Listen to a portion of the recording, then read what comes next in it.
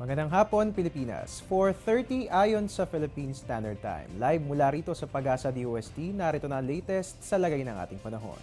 Palasyo ng Malacanang idineklarang Special Non-Working Day sa lungsod ng Maynila bukas, June 24. Ang nasabing deklarasyon ay napapasailalim ng Proclamation No. 766. Idineklara ang holiday para makiisa ang mga Manilenyo sa ika-400 at 43 taong anibersaryo ng pagkakatatag sa lungsod ng Maynila. Samantala, para naman sa lagay ng ating panahon, ngayon nga pong alas 4 ng hapon ay muling naglabas ng thunderstorm advisory ang Pag-asa. Ayon nga po sa ating Weather Bureau, kasalukuyan nga pong nakararanas ng maulang panahon na may kasamang pagkulog at pagkidlat ang mga sumusunod na lalawigan. Kabilang nga po dyan ang Zamboanga del Sur, partikular po yan sa Pagadian, ganun din po ang Kuya at Tagoloan, Bukidnon, Davao Oriental, partikular po yan sa Tarragona at ganun din ang Alamada, Cotabato. Ayon pa nga po sa ating Weather Bureau, inaasahan po magpapatuloy ang mga pag-ulan hanggang sa susunod na oras kung kaya't ang lahat ay inaabisuhan na patuloy na bantayan ang lagay ng ating panahon.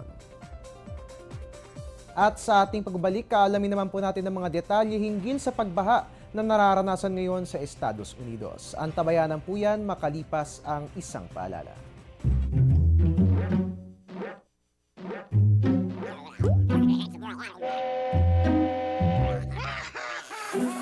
Worried kung nasaan ang package mo? Sa Air 21, worry-free! May real-time SMS updates kaya alam mong status ng padala mo every step of the way. Why worry? Pwede namang worry-free. Sa Air 21, sagot ko, padala mo. Para sa ating global weather news, ilang estado sa United States of America lubog ngayon sa tubig baha. Kasalukuyang nararanasan ngayon ang mga kaso ng pagbaha sa South Dakota, Minnesota, Nebraska at Iowa. Ito'y matapos makaranas ng malalakas na mga pag-ulan ang US Midwest. Ayon sa mga ulat, umabot ng 7.75 inches ang rainfall sa Omaha at La Vista, Nebraska. Habang umabot naman ng 10.76 inches ang rainfall sa Twin Cities na siyang pangalawa sa pinakamataas na dami ng ulan sa kasaysayan ng nasabing lugar. Inaabisuan ng mga residente na mag-ingat lalo pat may posibilidad na umapaw muli ang mga tubig sa ilog kung magpapatuloy ang mga pag-ulan.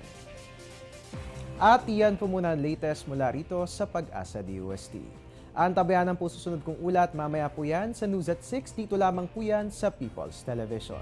Mula rito sa Panahon TV kung saan walang pinipiling panahon ang pagbibigay impormasyon, inyo pong kaagapay ang inyong weatherman, Harry Bayona. Magandang hapon.